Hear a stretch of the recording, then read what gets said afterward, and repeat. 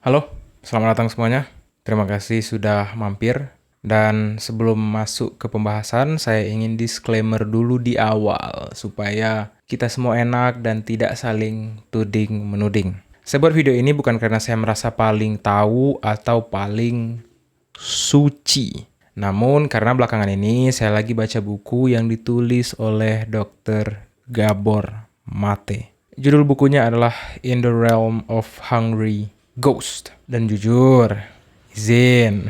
Isi buku ini sedikit menampar dan juga saya itu merasa seperti dipeluk oleh diri saya sendiri dengan versi lebih pemaaf, lebih penyabar, dan lebih pengertian daripada saya yang sekarang. Buku ini memaksa saya untuk bertanya, apakah saya dan kalian ini sering ngerasa ada satu bagian di dalam diri kita ini yang rasanya itu seperti bolong.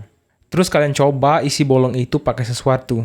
Entah itu scrolling media sosial sampai pagi, belanja hal-hal yang tidak perlu, atau hal-hal yang bikin kalian ngerasa tenang. Namun tenangnya ini hanya sebentar.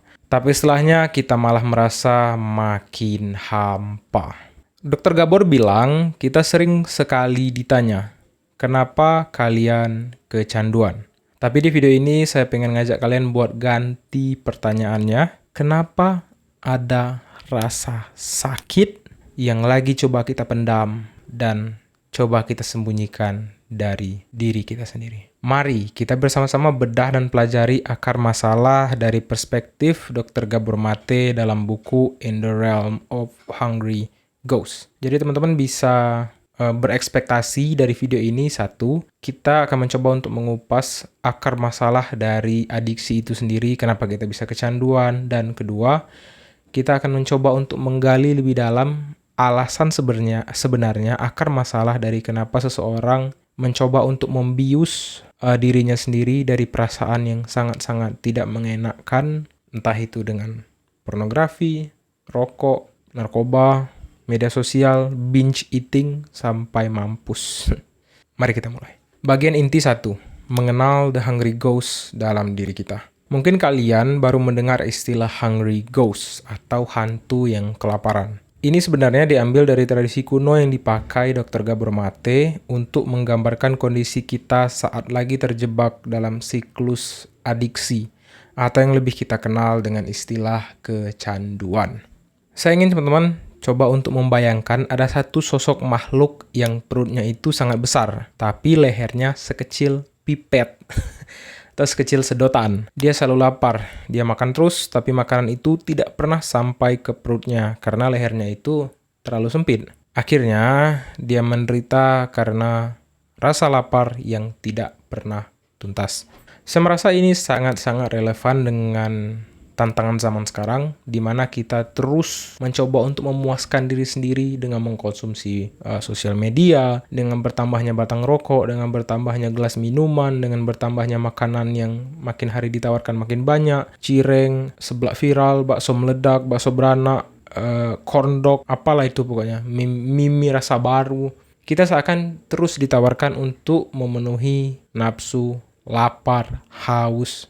Namun kita semakin konsumsi, semakin lapar, semakin haus, semakin tidak mengenal diri sendiri. Pas kita sedang craving sesuatu atau lagi menginginkan sesuatu dengan sangat amat, entah itu ingin sekali membuka situs porno, situs judi online, pragmatik, Zeus, mahjong, ingin main game sampai pagi, main ML, push mabar ML, push PUBG dari gold sampai ke conqueror. Meskipun agak susah ya dalam semalam, atau ingin check out barang yang sebenarnya itu tidak penting, teman-teman. Tapi kalau itu dilakukan terus-menerus, artinya kita sudah mengalami ketidakberdayaan melawan sesuatu, yaitu adiksi. Kita itu, kalau menurut Dr. Gabor Mate, sedang menjadi hantu yang lapar. Kita merasa kalau kita mendapatkan hal itu, entah barang itu, judi itu, rokok itu, minuman alkohol itu, kita akan merasa puas. Di situ letak jebakannya. Makin kita merasa kita akan puas, disitulah kita sedang menjadi hantu yang lapar. Tapi jujur, berapa lama rasa puas itu akan bertahan? 5 menit, 10 menit. Setelah itu perasaan hampa itu akan balik lagi, bahkan kadang rasanya lebih perih dan menyakitkan dari sebelumnya. Belum lagi biasanya disertai dengan tambahan makian untuk diri sendiri dan perasaan gagal sebagai manusia. Dr. Gabor bilang, masalahnya itu bukan di makanan atau objek adiksi kalian. Masalahnya adalah lubang di dalam diri kita yang tidak bisa diisi sama hal-hal dari luar. Adiksi itu sebenarnya adalah cara kita untuk bertahan hidup dari rasa sepi, rasa tidak berguna, atau trauma yang mungkin kita sendiri belum sadar kalau itu ada. Jadi, kalau hari ini kalian merasa sulit berhenti judi, sulit berhenti makan junk food yang benar-benar enak itu, atau kalian sedang kecanduan olahraga, atau kalian sedang kecanduan pornografi, alkohol, jangan langsung benci dengan diri sendiri. Dr. Gabor Mate bilang, kalau kalian sedang mengalami kecanduan, kalian itu sangat-sangat dilarang untuk membenci diri sendiri. Karena sadari saja dulu, kalau si hantu lapar ini sedang mencoba memberitahu kalau ada sesuatu di dalam diri kalian yang butuh disembuhkan, bukan cuma sekedar dipuaskan. Bagian inti 2. Kenapa otak kita milih untuk kecanduan? Sekarang mungkin kalian itu sudah berpikir gitu. Oke, saya tahu saya seperti hantu yang lapar, tapi kenapa sih otak saya susah banget diajak kompromi? Kenapa saya seperti tidak punya kontrol? Di sini Dr. Gabor menjelaskan sesuatu yang membuat saya seperti mendapat pencerahan, mind blowing. Ternyata otak kita itu berkembang berdasarkan lingkungan. Bayangkan otak kita itu seperti software. Nah, software ini butuh input atau masukan yang tepat supaya bisa berjalan dengan normal. Inputnya apa? Yaitu rasa aman, kasih sayang, dan ketenangan. Kalau waktu kecil atau di masa pertumbuhan kita sering merasa stres, cemas, atau merasa seperti tidak cukup dibanding-bandingkan dengan orang lain, sistem di otak kita yang namanya sistem dopamin alias pusat kesenangan, reseptor kesenangan, itu tidak berkembang secara maksimal. Jadi kalau dari kecil kalian itu sering dibanding-bandingkan, lingkungan kalian stres, dan orang tua kalian sering memukul tanpa jelas, itu akan mengganggu proses pertumbuhan otak kalian ini, dan kalian akan terjadi impaired, atau bagian otak, sirkuit otak itu terganggu, dan kalian mencoba untuk memenuhi itu dengan kecanduan tersebut yang menghasilkan dopamin instan. Nah, itu gambling, pornografi, PMO.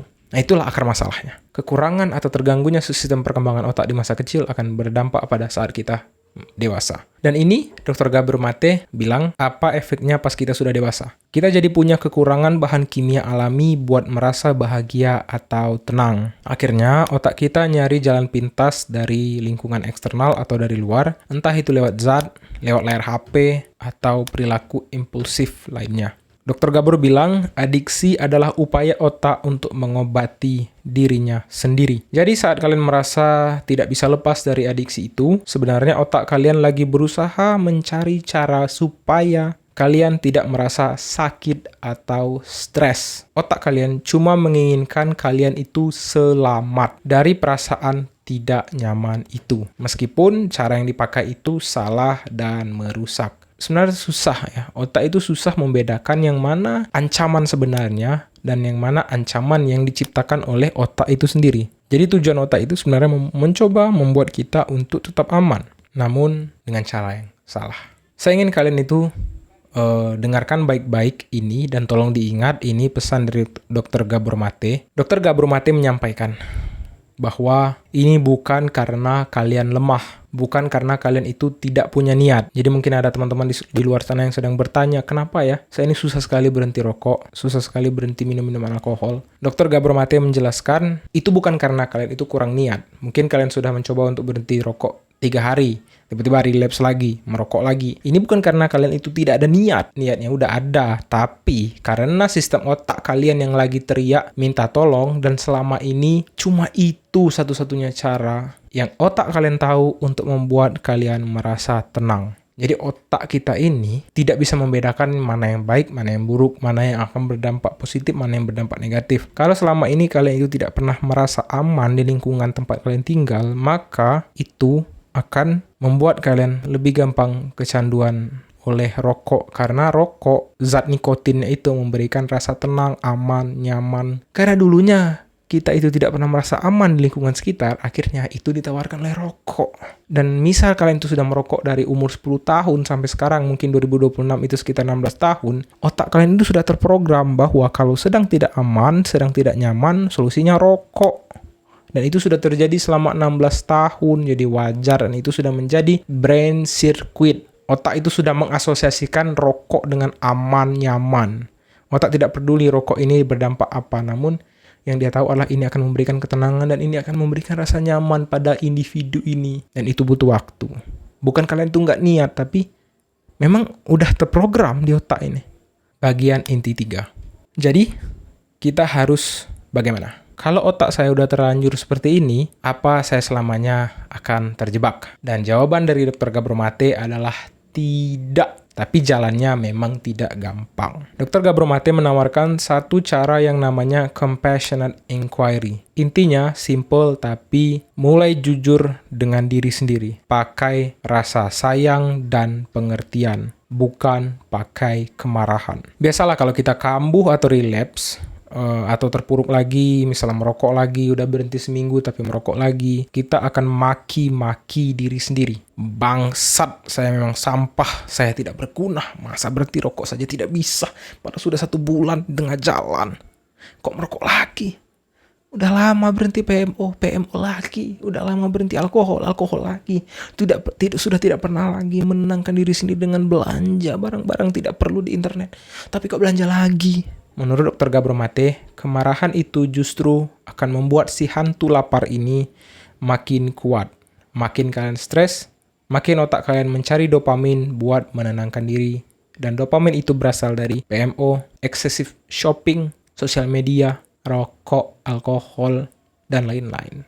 Scrolling HP sampai pagi. Semakin stres, ini dia loophole-nya itu. Putaran setannya itu, makin stres, makin otak kita akan mencari cara untuk menenangkan diri dengan cepat. Dan karena sudah 16 tahun terpatri di otak ini, cara yang paling cepat untuk membuat nyaman adalah dengan rokok, alkohol. Maka semakin stres, makin rokok, stres, alkohol, stres, shopping, stres ini, stres ini, stres ini. Jadi, langkah pertamanya justru adalah berhenti berperang dengan diri sendiri. Coba sesekali, pas keinginan itu datang lagi, jangan langsung dilawan menggunakan kekerasan. Jangan kita merasa lebih kuat dari adiksi ini. Percayalah, kalau kalian merasa lebih kuat dan kalian lebih kuat dari adiksi, kalian sudah berhenti adiksi itu sekarang. Tapi coba tanya pelan-pelan ke diri kalian, oke, saya pengen sekali melakukan ini sekarang, tapi sebenarnya perasaan apa yang lagi coba saya hindari? Apa saya ini sedang merasa kesepian? Apa saya ini lagi merasa jadi orang yang gagal atau takut besok sidang atau tugas itu ditolak oleh dosen? Atau saya cuma lagi butuh merasa disayang? Dr. Gabor bilang di bukunya, pemulihan itu bukan soal ngilangin adiksi, tapi soal membangun koneksi. Membangun koneksi dengan diri sendiri yang selama ini kita lupakan dan membangun koneksi dengan orang lain. Entah itu keluarga, teman, sahabat, orang di lingkungan sekitar, dan terutama membangun koneksi dengan diri sendiri. Dr. Gabor Mate bilang, kita itu sebenarnya tidak perlu disiplin yang begitu keras gitu. Kalian itu butuh lebih banyak rasa pengertian dengan diri sendiri. Cobalah untuk mendengarkan diri sendiri. Cobalah untuk tidak selalu mendistraksi diri dengan handphone. Karena kalian tidak bisa menyembuhkan sesuatu yang kalian benci. Kalian hanya bisa menyembuhkan sesuatu yang sudah kalian pahami, sudah kalian gali. Jadi untuk summarize di part 3 ini, setiap kali urge atau rasa ingin merokok, belanja, PMO itu datang, cobalah tanyakan dengan diri sendiri, apa yang sedang kalian tutupi itu? Apa rasa yang sedang kalian coba hindari itu? Contohnya di saya, dulu saya itu merokok. Semakin saya berada di lingkungan sosial yang menekan, kenalan dengan orang baru yang bahkan saya pun tidak ingin kenalan dengan orang ini, berada di situasi sosial yang sebenarnya saya itu tidak ingin berada di situ, saya akan langsung instinctively ngambil rokok. Karena rasa yang coba saya tekan, saya hilangkan ini adalah rasa malu, rasa tidak percaya diri. Makanya waktu saya nyebat, nikotin masuk, reseptor dopamin bereaksi, memberikan hormon-hormon kebahagiaan, rasa tenang, rasa aman, akhirnya pede kembali. Jadi yang coba saya tekan dengan merokok itu adalah rasa tidak percaya diri. PMO. PMO ini menurut penelitian adalah upaya dari orang-orang yang sirkuit otaknya bermasalah di masa kecil, tidak pernah mendapatkan kasih sayang, terisolasi, atau dari kecil itu sudah sering dibanding-bandingkan. Itu sebenarnya si individu ini mencoba untuk mengganti koneksi yang hilang ini dengan pornografi. Karena setidaknya di sana dia merasa diakui, aman, nyaman, tenang, safe and sound. Sebenarnya itu adalah cara otak untuk menyeimbangkan regulasi emosional dan cara otak untuk menyelamatkan kita dari kesepian. Namun, sebalik lagi, otak tidak tahu yang mana yang benar, mana yang salah. Otak hanya tahu, atau setidaknya secara sederhananya, otak itu ingin membuat kita tetap bertahan. Namun, otak itu belajar dari input yang kita berikan. Kalau dari kecil kita mendapatkan input bahwa kenyamanan dan ketenangan itu hanya berasal dari pornografi, ya sampai tua kita akan kecanduan.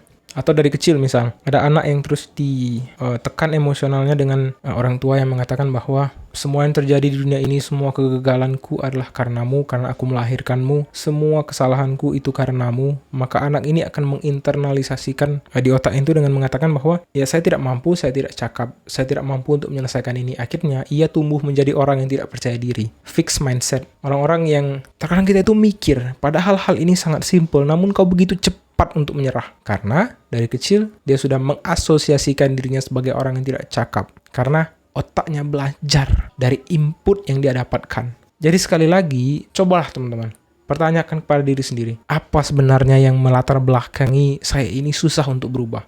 Niat sudah ada, keinginan sudah ada, namun memang kita harus lebih mendengarkan diri sendiri. Kalau saya, kenapa saya dulu merokok? Karena terlalu tidak percaya diri. Saya mencoba untuk menutupi rasa tidak percaya diri itu dengan rokok. Jadi saatnya kalian lebih mendengarkan diri sendiri. Namun saran saya, jauhkan sebentar laptop, HP, karena itu mengalihkan kita dari diri kita sendiri. Dari pengalaman saya sendiri, berhenti merokok itu butuh waktu hampir 2 tahun. Sekarang masuk tahun ketiga dan akhirnya setelah masuk ke tahun ketiga, saya tidak lagi tergiur dengan rokok. Saya tahu itu butuh waktu yang panjang dan butuh perjuangan. Tapi satu hal yang saya pelajari dari buku ini adalah kita semua berhak untuk tenang tanpa harus lari ke hal-hal yang merusak.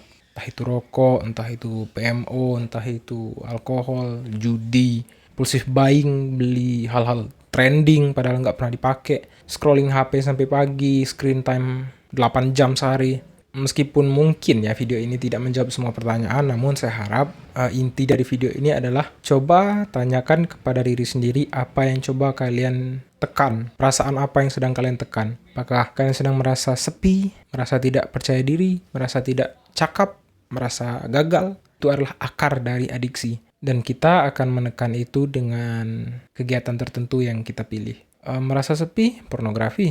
Merasa tidak percaya diri, rokok, alkohol. Merasa impulsif, harapan palsu, judi. Dari kecil tidak pernah diakui oleh orang tua bahwa kamu itu cukup, narsistik. Dan saya harap dengan video ini sedikit memberikan referensi kepada teman-teman di luar sana yang sedang melawan adiksi, melawan kecanduan, apapun itu. Saya Don Fernando dan terima kasih sudah mampir di halaman YouTube UMKM ini. Jaga diri kalian dan semangat dalam perjuangan, dan sampai ketemu di video saya selanjutnya. Terima kasih.